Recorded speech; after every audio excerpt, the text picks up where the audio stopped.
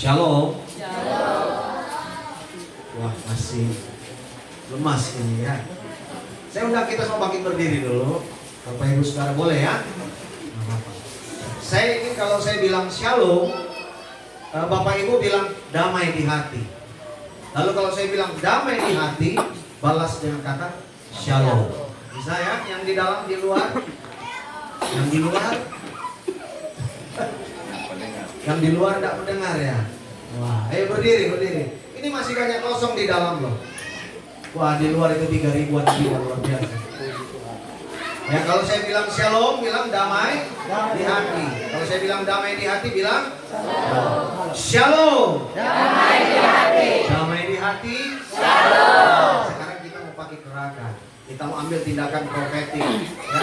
Kalau saya bilang shalom, damai di hati di mana? Di sini, bukan di sini. Ya. Damai di hati. Nanti kalau saya bilang damai di hati, saudara angkat tangan. Shalom. Siap? Oke, 3, 2, 1. Shalom. Damai di hati. Damai di hati. Shalom. Sudah damai boleh duduk. Yang belum tetap berdiri. Ya. Yang di luar damai semua ya. Nah, saya mau kita semua di tempat ini damai semua hatinya. Ya, jangan sampai merayakan Natal masih belum damai. Ya. Ini luar biasa ya. Segala persiapan sudah dilakukan.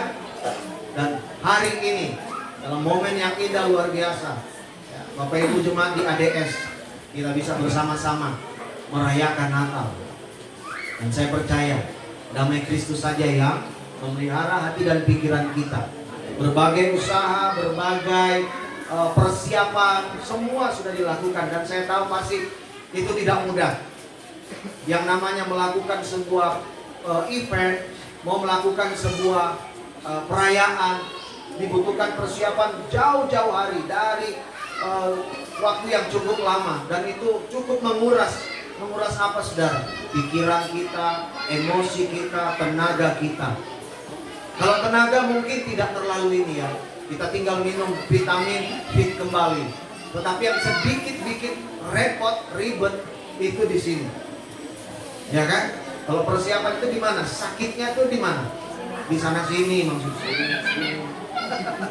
Ya, sampai ada yang agak stres menjelang Natal, stres. Aduh, gimana nih karpetnya belum dipasang? Aduh, itu belum dipasang bunga-bunga. Aduh, gitu ya. Stres, ketua pasti stres. Tapi saya bersyukur tadi ketemu lihat Pak Ketua nggak stres. Tapi saya nggak tahu wajahnya meyakinkan tadi. Tekanan ya, pressure-nya luar biasa. Tapi saya bersyukur kita bisa melakukan ini semua karena apa? Karena kasih karunia Tuhan. Dan damai sejahtera Kristus itu harus ada di dalam kita. Baik Bapak Ibu Saudara, saya mengajak kita semua membuka Alkitab kita atau bisa ditampilkan di sana. Injil Yohanes pasal 3 ayat 16. Nah, ini ayat hafalan semua. Yohanes 3 ayat 16 tadi ada ragam bahasa. Yohanes 3 ayat 16. Saya mau berangkat dari sini renungan kita. Semua baca sama-sama. Yang di luar hafalkan. Kalau nggak lihat ini ya, layar. 1, 2, 3. Karena begitu besar kasih Allah akan dunia ini apa? Sehingga Dia telah mengaruniakan anaknya yang tunggal, supaya setiap orang yang percaya kepadanya tidak apa? Binasa, melainkan beroleh hidup yang kekal. Haleluya. Itu yang luar biasa saudara. Kasih Allah yang begitu besar. Dan itu digenapi di Injil Lukas pasal 2 ayat 11. Hari ini telah lahir juru selamat, yaitu Kristus Tuhan. Bukan, sekarang di ADS. Dulu itu 2000 tahun yang lalu. Tapi sekarang sudah ada di ADS. Bukan hanya di ADS, tetapi di dalam setiap kita. Di dalam hati Bapak Ibu Saudara dan saya. Itu luar biasa. Nah, Bapak Ibu Saudara dikasih Tuhan, bicara Natal banyak sekali definisi, banyak sekali arti makna kalau kita mau mendefinisikan. Dan setiap orang pasti bisa mendefinisikannya. Tapi malam ini saya mau ambil satu definisi. Natal itu bicara apa? Natal itu bicara kasih. Natal itu bicara kasih. Love. Kasih yang mana? Kasih yang sejati. Yang bahasa Batak Tobanya true love. Kasih yang sejati. Makanya kan tadi ada tema dikatakan apa? Cinta kasih Kristus. Cinta sejati. Cinta itu bahasa manusia Bapak Ibu. Kalau di Alkitab bahasanya itu kasih.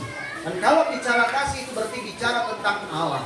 Karena Allah itu kasih. Nah Ibu Bapak yang dikasih Tuhan, sebelum saya lebih jauh saya ingin menyampaikan pada kita bahwa di dalam dunia ya, orang Yunani itu ada 4 macam model kasih.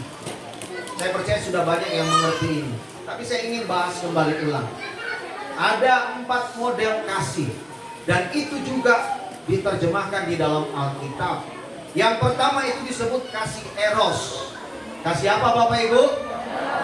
Hello, yang di luar tolong jangan ngomong-ngomong sendiri. Saya udah berdiri di sini atau saya di sana. Permisi ya Pak. Halo. Apa kabar Bapak Ibu? Iya, puji Tuhan luar biasa. Kasih apa tadi yang pertama? Nah kan tidak tahu. Kasih eros. Ya. Ayo semua konsentrasi, jangan sampai kehilangan makna Natal. Sia-sia kita rayakan Natal. Ya, karena bagi saya selalu saya katakan Natal itu bukan sekedar perayaan. Christmas is not celebrate. Bukan sekedar sebuah perayaan, tapi Natal itu bicara kontemplasi, sebuah perenungan. Kalau kita datang Natal di sini hanya untuk meraya-rayakan aja, tanpa ada perenungan kita nggak akan bisa hayati Natal dengan benar. Dan selalu saya tidak pernah bosan-bosan selalu bilang bahwa Natal itu juga bukan sekedar sebuah pernak-pernik dekorasi. Tapi Natal itu selalu bicara tentang renovasi hati. Itu baru kita bisa hayati Natal dengan benar. Dan saya berdoa supaya ketika Anda mendengarkan pesan ini, hati kita semakin diperbaharui. Ya. Dari dikasih Tuhan yang pertama kasih eros. Kasih ini modelnya kayak gimana? Kasih ini munculnya adalah rasa tertarik pada unsur-unsur lahiriah. Misalnya seorang pria tertarik pada seorang wanita, wanita juga tertarik pada pria, tertarik pada kecantikannya, tertarik pada kegantengannya. Sehingga akhirnya karena rasa tarik menarik itu muncullah kata apa? Kalau orang Cina bilang wo ai ni ai wo. Kalau orang Batak bilang apa Pak? Olong dong. Apa? Olong dorong aku. Kalau orang Jawa bilang, orang Paris bilang, aku trisno karo kue. Orang Paris tuh. Ya. Kalau orang Dayak ngomongnya apa Pak? Kalau jatuh cinta mana orang Dayak sih? Kalau aku jatuh cinta itu apa bahasa? Hah? Aku hendak dengang. Wow, itu dia luar biasa ya. Aku hendak apa ya? Menikah dengan engkau gitu ya. Haleluya. Itu yang pertama, kasih eros, ya, kasih ketertarikan. Lihat wajahnya, lihat rambutnya yang panjang. Semua orang punya spesifikasi, standar sendiri-sendiri. Ada yang suka rambut panjang, ada yang suka rambut pendek seperti polwan. Ya. Ada juga yang tertarik dengan kulit yang putih, ada juga yang dengan kulit hitam. Loh, di luar negeri itu kulit hitam laku loh. Hitam kulit, keriting rambut, aku Timor. Flores ya. Apalagi saudara, banyak sekali unsur-unsur lahiriah yang menjadi daya tarik seseorang untuk mencintai dan mengasihi. Kasih eros itu ada di dalam kehidupan juga seorang pria dan wanita yang sudah diikat dalam pernikahan, yaitu suami dan istri. Nah iya, tolong iklan-iklan sebentar.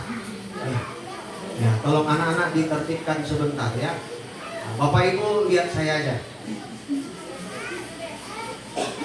Ya, itu yang pertama. Dan password, kata kunci dari kasih eros ini adalah sebab karena. Apa Bapak Ibu? Sebab karena. Nih, pegang dulu ya di situ. Tahan. Lalu yang kedua, kasih apa? Kasih filia. Kasih ini bicara kasih pertemanan, persahabatan. Kasih antara satu orang yang satu dengan yang lain. Bisa pria dengan pria, bisa wanita dengan wanita. Tapi bukan yang maksudnya yang lain-lain ya. Ini persahabatan, bukan yang agak mondek-mondek, bukan. Ya, itu beda. Tapi kasih persahabatan. Dan di dalam persahabatan itu pasti ada keterikatan batin. Bahkan kita kalau ada kawan-kawan masih SMP dulu, SMA, duduk-duduk kumpul-kumpul ya, bersahabat nih. Sahabatnya dekat banget sampai kuliah pun bareng-bareng gitu. Kalau mereka merokok, itu satu rokok bisa dihabisin berapa orang? Saking sahabatnya, dia tidak peduli air liurnya temannya itu gantian. Pokoknya ya gitulah. Ya. Kenapa? Karena sahabat. Persahabatan bagaikan. Nah itu dia. Saudara dikasih Tuhan. Itu yang kedua, kasih filia. Kasih persahabatan. Tetapi saudara, kata kuncinya, kata filia ini itu juga sebab dan atau karena. Itu kata kunci. Sama seperti eros. Eros itu muatannya karena atau sebab. Filia juga karena atau sebab. Ya. Saya mengasihi engkau karena. Ya. Karena saya cinta sama kamu karena saya cinta sama si Naulido karena ya karena saya suka, karena you cantik, karena you putih, you rambut pendek sesuai dengan selera gue, gitu kan? Kira-kira begitu Bapak Ibu. Ya. Lalu yang ketiga, kasih storge. Kasih model ini adalah karena hubungan darah, pertalian, ya, atau klan, keturunan. Kasih anak, kakak, adik, karena apa? Pertalian darah. Dari satu ayah, satu ibu. Itu kasih storge. Tapi sama muatannya kasih ini juga apa saudara? Kasih ini juga karena saya bantu dia karena dia kakak saya. Itu wajar. Saya tolong dia karena dia adik saya. Jadi muatannya ada 3 bentuk kasih. Kata kuncinya apa? Karena. Bapak Ibu yang di luar, hello, masih ada? Karena, tetapi ada satu kasih yang ada di dalam Alkitab. Itu disebut kasih apa? Pasti udah tahu semua. Kasih agape atau agapao, bukan bakpao ya. Kasih agape. Dan kasih ini hanya ada di dalam diri Tuhan kita Yesus Kristus. Tidak ada di dalam diri manusia, hanya ada di dalam diri Allah itu sendiri. Karena Allah itu kasih. Kasih ini berbeda dengan semua kasih yang bisa tadi kita dengarkan, kita pelajari tadi. Kasih ini hanya ditemukan di dalam Yesus, di dalam Allah. Kasih ini disebut kasih yang terbesar, termahal, bahkan tersejati. Apa buktinya? Karena begitu besar kasih Allah akan dunia ini, sehingga Dia apa? Mengaruniakan siapa? Anaknya yang tunggal. Supaya apa? Supaya kita tidak binasa. Kita tidak binasa Bapak Ibu, melainkan apa? Beroleh hidup yang kekal. Kasih inilah yang menggerakkan Allah menurunkan sedikit level derajatnya, menjadi rendah seperti manusia. Bagi saya ini sebuah kehinaan, tapi Dia mau menempuh kasih itu. Dia mau ambil kehinaan itu. Bisa Bapak Ibu kalau kita merenungkan Natal, Malam Kudus tadi aja saya bisa melihat sebuah bayangan sekilas. Bagaimana 2000 tahun yang lalu Allah yang maha kuasa, pemilik langit dan bumi, itu mau turun di kandang yang hina, kandang yang berbau, kandang yang kotor. Dia turunkan sedikit levelnya, dia turunkan derajatnya. Allah mau jadi manusia itu sebuah kehinaan.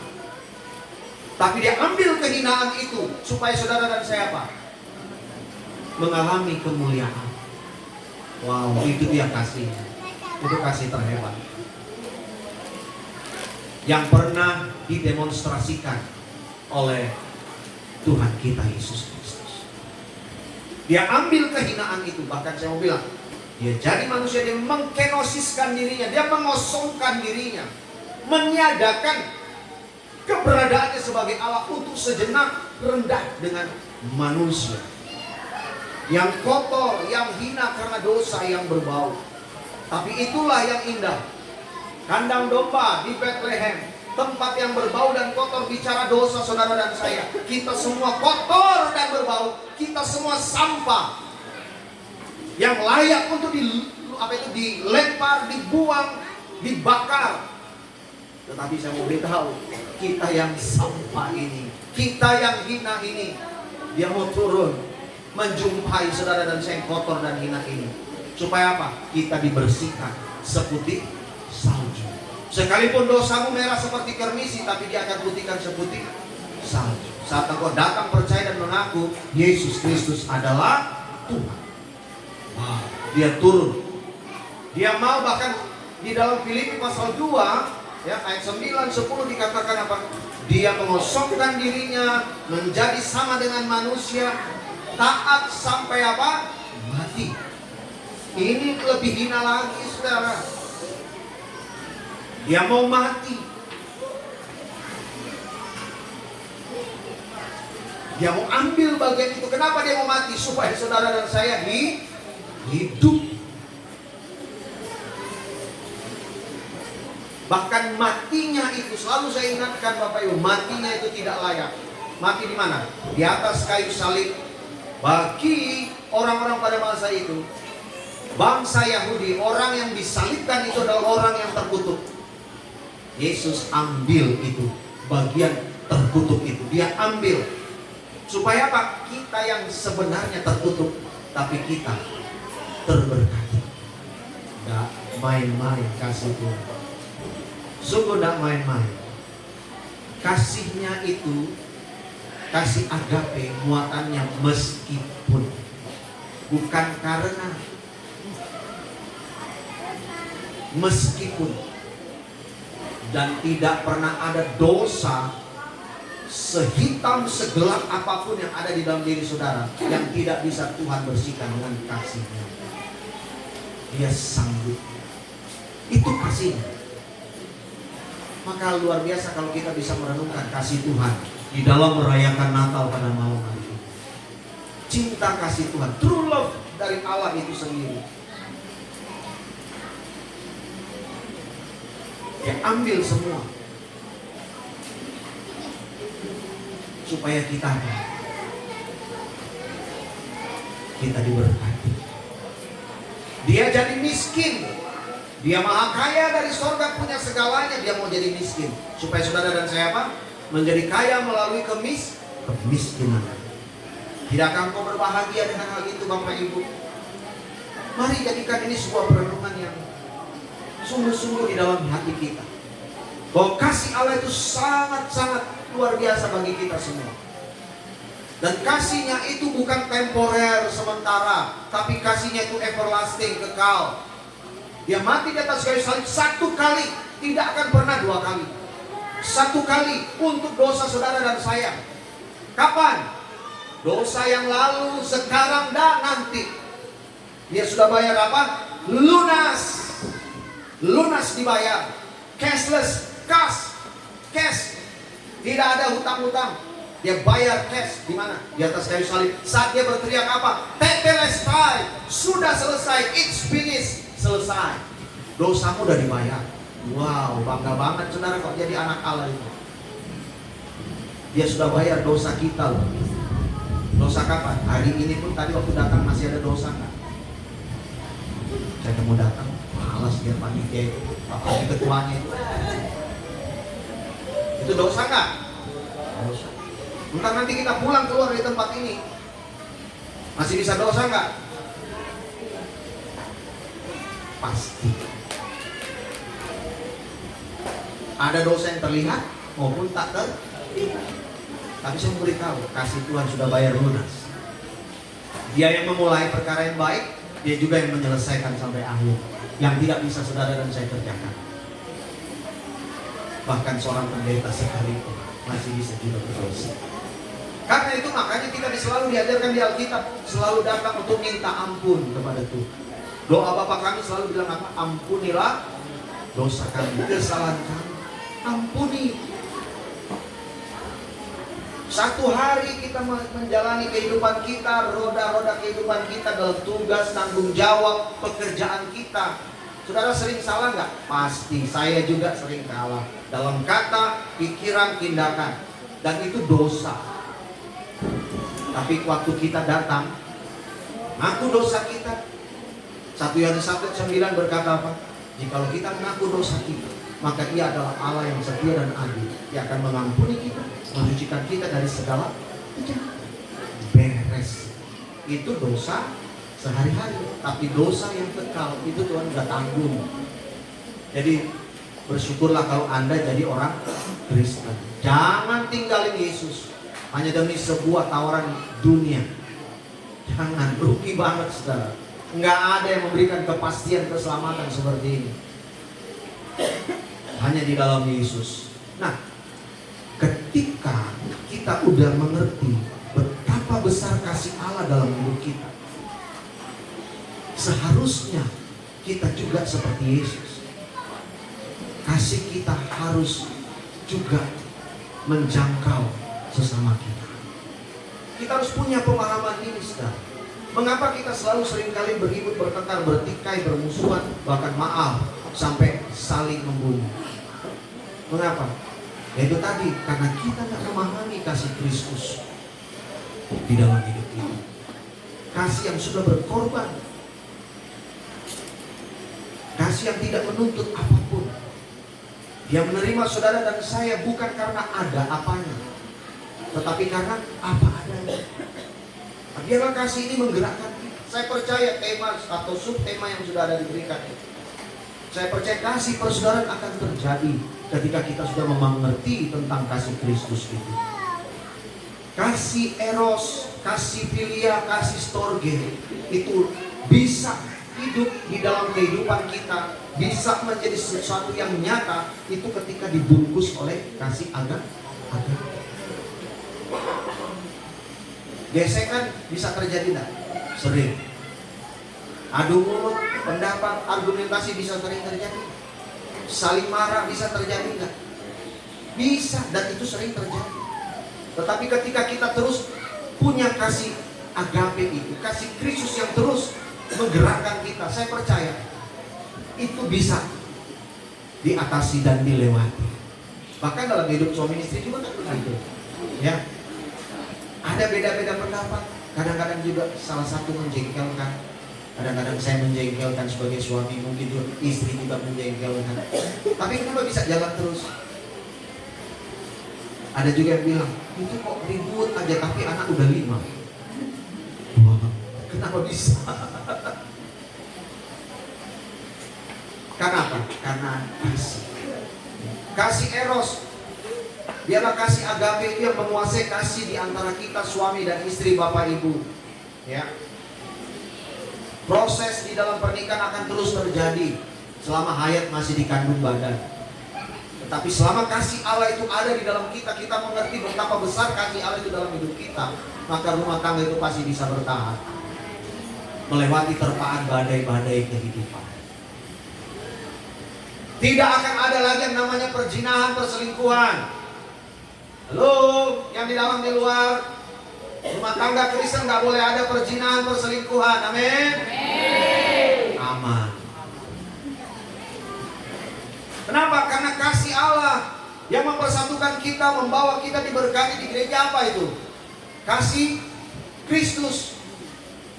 Hai Immanuel, apakah kau mengasihi Siti, dengan segenap hatimu dan jiwamu, ya, menjaga dia dalam susah senang, suka duka, sakit, sehat, kaya, miskin. Wow. Belum selesai pendeta menjawab, Immanuel langsung bilang dengan semangat 45, siap. Tapi jangan seperti ini. Ada cerita, saya selalu suka cerita ini, saudara. Yang sudah dengar jangan ketawa dulu. Yang belum dengar siap-siap. Enggak, bukan itu intinya, tapi poinnya. Seorang istri marah-marah, bilang sama suaminya, kau menipu aku, kau pembohong, kau dustai aku. Wah, suaminya nggak terima. Kenapa mama bilang begitu? Selama ini papa nggak pernah bohong, papa nggak pernah dustai mama. Kenapa sekarang mama bilang begitu? Mama boleh bilang memang papa memang tidak punya apa, tapi kalau mama bilang papa ini pembohong, papa nggak terima. Nah, kamu pembohong, buktinya saya bersama dengan kamu selama ini susah terus, nggak ada punya apa-apa. Loh, suaminya bilang, loh, bagaimana sih mama? Waktu dulu papa nyatakan cinta sama mama, papa bilang begini, tidak ada harta di dunia yang aku punya selain engkau. Lalu mama malah bilang, cie so sweet. Nah sekarang kenapa? Ya kan? Hanya mama harta yang aku punya. Paham ya?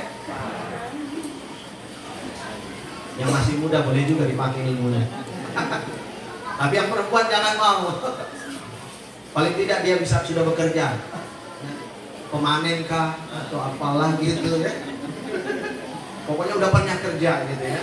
Karena sekarang itu jangan hanya makan cinta, cinta itu harus pakai logika, ya. Amin. Yang perempuan-perempuan, ya. Seperti itu saudara. Jadi mari kasih Allah itu harus menguasai persahabatan kita, biarlah juga dilandasi kasih Allah. Karena kalau kasih hanya sebatas kasih filial, kasih pertemanan, itu kasih karena berdasarkan asas manfaat. You kasih saya kasih you. Tapi ketika kepentingan manfaat yang kita inginkan tidak kita dapatkan lagi, maka apa saudara? Kita akan berpaling, kita cari yang lain. Tapi kalau ada kasih Allah, maka persahabatan itu akan menjadi persahabatan yang baik. Akan sampai tua, sampai Tuhan panggil, persahabatan itu tetap lanjut. Karena apa? Kasih Kristus. Itulah yang harus menggerakkan kita dalam kasih persaudaraan. Kita datang dari perantauan semua, datang berkumpul di tempat ini. Mari kita semua dikuasai kasih Allah itu. Biar itu menggerakkan kita untuk terus bertumbuh, ya, berdampak bagi lingkungan kita, bahkan di dalam kita melaksanakan tugas-tugas pekerjaan kita. Dan itu bisa meningkatkan produktivitas kita dalam bekerja. Kasih Allah juga yang harus kita bawa di dalam dunia kerja kita. Jika waktu kita melaksanakan semua tugas tanggung jawab, bukan karena ada pimpinan baru kita heboh. Waktu kita tidak dilihat, tidak ada yang mengawasi sekalipun, kita kerjakan itu dengan terbaik. Prinsipnya giving my best. Dimanapun aku berada, pendirian prinsipku, saya harus lakukan yang terbaik. Bukan karena perusahaan ini, bukan karena pimpinan saya, tapi karena saya ingin memuliakan Tuhan. Karena kasih Allah yang menggerakkan saya. Tanggung jawab kita di hadapan siapa? Di hadapan Tuhan. Saat engkau mati dipanggil, siapa yang mau bertanggung jawab? Engkau bertanggung jawab sama Tuhan itu. Setiap orang akan mempertanggungjawabkan perbuatannya masing-masing di hadapan Tuhan. Itu kata Alkitab. Apa yang kau katakan, apa yang kau buat, kita akan bertanggungjawabkan itu. Mari Bapak Ibu Saudara, kerjakan semua bagian kita, tapi biarlah bobotnya digerakkan oleh kasih Kristus. True love itu, kasih agape itu. Tuhan Yesus menolong kita. Selamat menghayati Natal di tahun ini. Immanuel. Amin. Mari kita berdoa.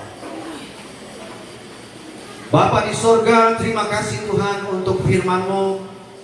Biarlah seluruh hidup kami Tuhan di dalam merayakan Natal pada hari ini, seluruh kami bahkan jemaat di tempat ini di ADS, semua dikuasai oleh kasih Allah, kasih Kristus, kasih agape itu, sehingga seluruh hidup kami berdampak bagi keluarga, bagi pelayanan, bagi pekerjaan kami. dan nama Tuhan dimuliakan. Banyak orang boleh terberkati, dan tentunya tempat di mana kami tinggal, kami berada, kami bekerja juga terberkati melalui kehadiran umat-Mu di tempat ini. Terima kasih Bapa di sorga. Kami mengucap syukur dalam nama Tuhan Yesus. Amin.